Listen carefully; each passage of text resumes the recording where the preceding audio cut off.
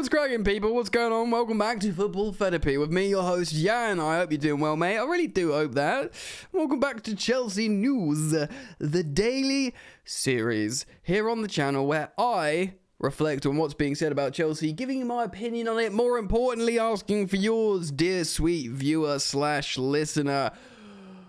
Boys and girls, the time is nigh-ish, closing down. There is a final meeting between bidders and Rine Group to complete the sale of Chelsea. The takeover will be complete, and we can all have a collective sigh of relief. Let's practice now together. Come on, you and me. Ready? In and release. We're going to look at an article, reflect on some words from Matt Law of the Daily Telegraph, and also, of course, hot topic right now, centre halves, defenders. Antonio Rudiger out the door, Andreas Christesen out the door. Yes, Kunde, yes, maybe Colwill, but we still need to buy defenders. Maybe even two, reports are suggesting. Two relatively high-profile transfers. We've been linked to a couple of Mandem that I want to take a look at, and we'll go through their skills together on a scouting report. How fun! How fun, mate! You and I, we're going to react together, walk through it hand by hand. You can walk through content hand by hand by subscribing to the content. Oh, it's nearly seamless. Yep, you're all welcome to subscribe. Closing in on 150k. Thank you for liking the video, mate. Oh, you're doing it now. Click. Oh, you just liked it.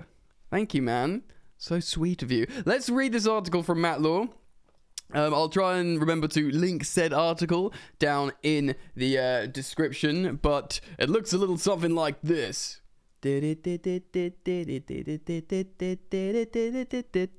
Right. Chelsea bidders invited to Stamford Bridge for one final pitch. See, there's a pun there, isn't there? Stamford Bridge, pitch. No? Exclusive. There is a hope for a decision. There is hope for a decision. Music to my ears. From Chelsea and Rine, the bank in charge of the sale. How many times throughout this process have we read, or have you read, or have you heard a reporter say, Rine, the bank in charge of the sale of Chelsea Football Club? It's always like followed up by that sentence. And I'm sick of it. The bidders for Chelsea have been invited to Stamford Bridge to make a final pitch to be selected as the club's preferred buyers. Telegraph Sport understands the representatives from each bid, fronted by Todd Boehly, Stephen Pagliuca, and Sir Martin Broughton, are due to have held a final round, ding ding, of talks at Stamford Bridge this week. Could be today, could be right now. You could be watching this, and it could be happening now. It could have already happened.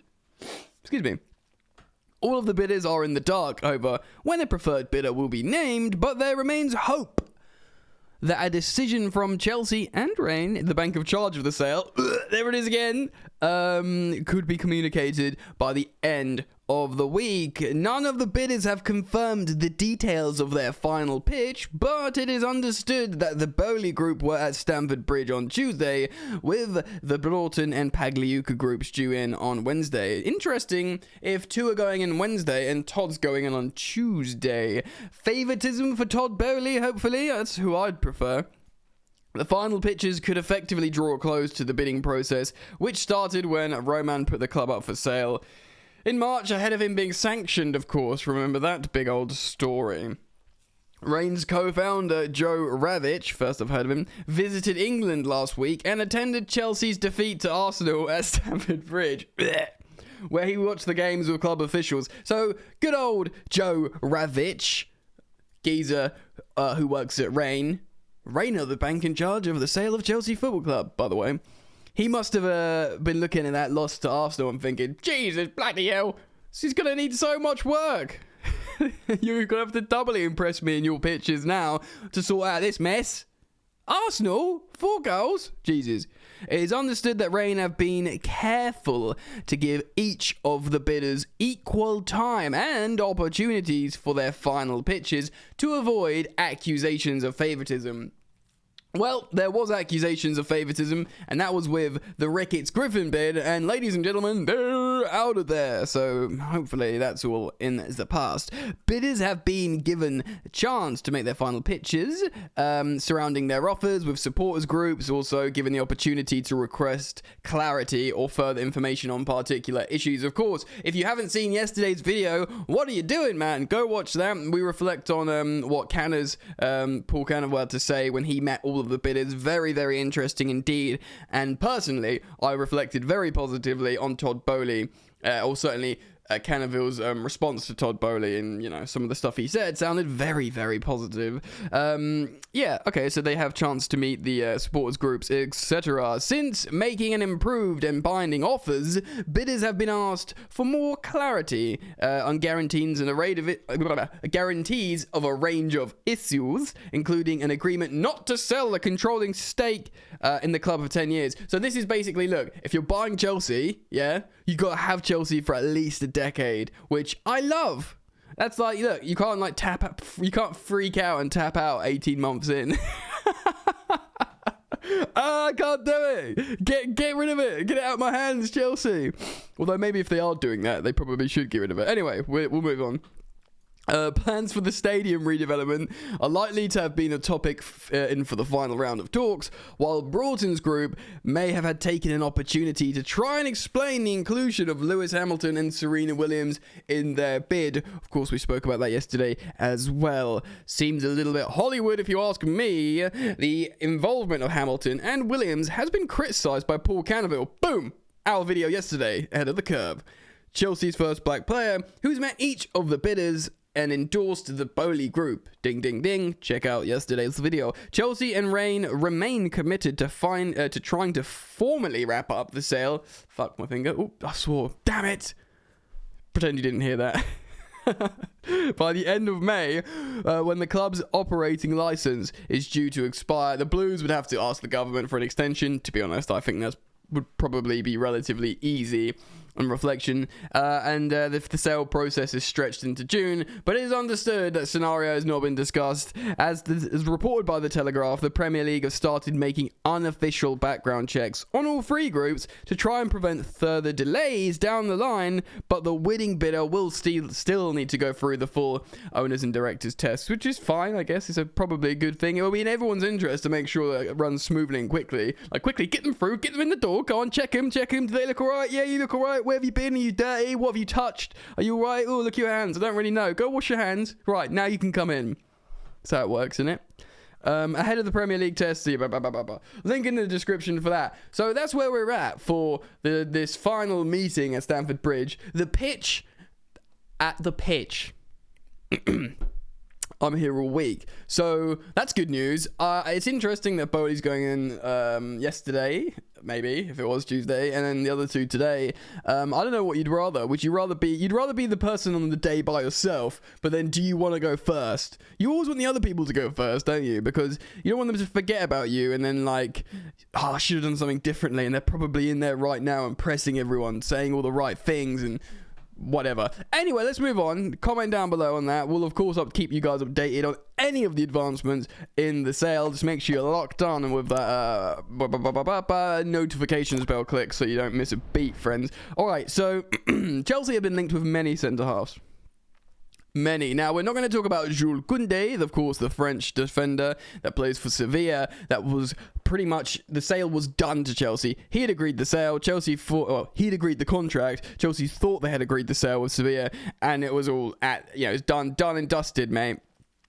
I think that's going to happen. I think that's going to happen this summer. I think, Christesen and Rudiger will be out. Azpilicueta and Thiago Silva will be a year older.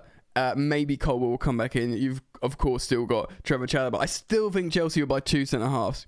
I still think Thiago Silva will be used less. I still think, oddly, Azpilicueta will probably be used as a right wing-back, which is peculiar considering his legs are going. So Chelsea could buy two, what they deem good top-tier centre-halves. On top of Jules Koundé, maybe? I don't know. But two centre-halves we're being linked with, aside from Jules Koundé, is Amos Pieper from the Bundesliga, and of course Pau Torres. And we're going to take a look at them now.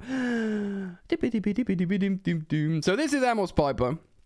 He's a defender, and he's a centre-back and plays on the right. he is right-footed, as you can see there. He is 24 years old, so yet to enter his prime. And I've looked at his scouting report here on FBref and what he's good at. Now, he doesn't play for one of the best teams in the Bundesliga, and he's not really, really young, so he's not like a diamond, but he's being identified as a highly rated centre-half that a lot of coaches want. Of course, he's German. Tuchel's German. It's like when Tuchel first joined Chelsea, do you remember? And they were like, are you here because of Werner and Havertz? And he was like, what? Because, you're all German. So, yeah, there's another one for you. And then, you're replacing a German centre-half with a German centre-half. It's science. It's data, right? Anyway, I look at it here. So, he's really good at blocking passes, and he's really good at clearances. Now, clearances for me aren't necessarily something your team you always want to be doing, because that's like panicking, clear the ball. Passes attempts is good. Basically, I've looked at this, right? And he's contested a lot of dribbles. There's a lot of defensive metrics there, and there's not that many good ones. But if we go over to Pau Torres, who of course plays for Villarreal, really highly rated. Also, are they both 25? Or is I think 24 Amos is, but of course Pau's 25, which is still very young for a centre half.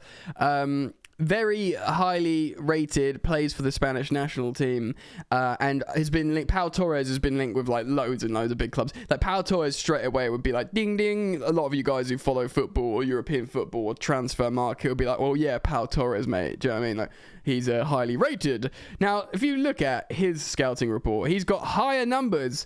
He's a big dribbly boy. 99. He's in the top 1% of all elite European centre-backs for dribbles completed. Now, for me, that's got me thinking Rudiger dribbling up the pitch, at least once a game. That's what we wanted to see. That's kind of like, right, well, the profile, you got a dribbly boy here in, I gotta say, stop saying dribbly boy, mate. In Pau Torres, that 99, that's big green bar. That's what you want to see. Players dribbled past. He's also in the top 1%. He's in the top 2% for dribbles attempted. This is the biggest ball-carrying centre-half I think we've ever seen. And then he makes a lot of through balls. And then he makes a lot of progressing carrying distance. So, okay, off the bat, man, this is like, in terms of Rudiger getting the ball up the pitch and you're taking responsibility, and when we can't break down a press, he does something crazy and goes up the pitch, and then the Stamford Bridge go, yeah! And suddenly the energy goes up and the game changes. That's what you need, right? That's important.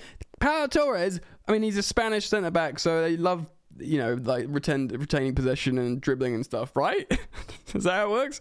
So loads and loads of dribbling stats, progressive carrying stats, average shot distance. Look, his non-penalty goals and expected goals and expected assists is in the top 8% for centre-backs as well, and non-penalty goals is in the top 9%. So he's a very offensive, progressive, dribbling, ball-carrying centre-half. And I wanted to look at Amos because he's been in the news, like, oh yeah, Chelsea, looking at him. But if you ask me, from the centre-backs we've been linked with recently, I think Pau Torres, I don't know how long he's got left on his contract, but I'm about to tell you for context, because he could obviously govern how much it will cost.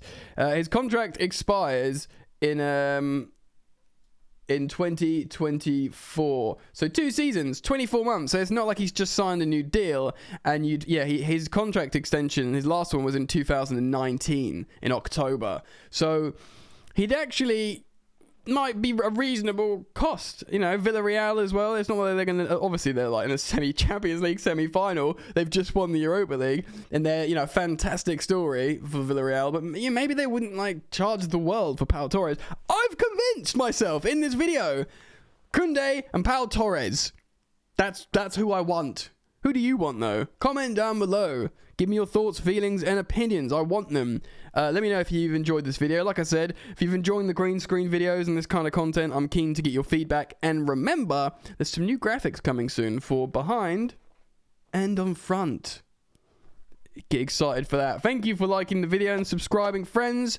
I'll see you very soon on the next video, and it could be today. So make sure the noti bell is turned on. Peace. You ain't so tough with that bad boy tuck. I'ma get it how I'm living, I'ma walk the walk. Outline my lines, I rap through thought. Body bag the verse, outlined in chalk. In my life seen trouble, hustle on the double, silence on the trigger like my pick got a muzzle. Yo, chick like to guzzle, bad boy stay in trouble. I only love this paper, sorry I don't. I laugh me, baby.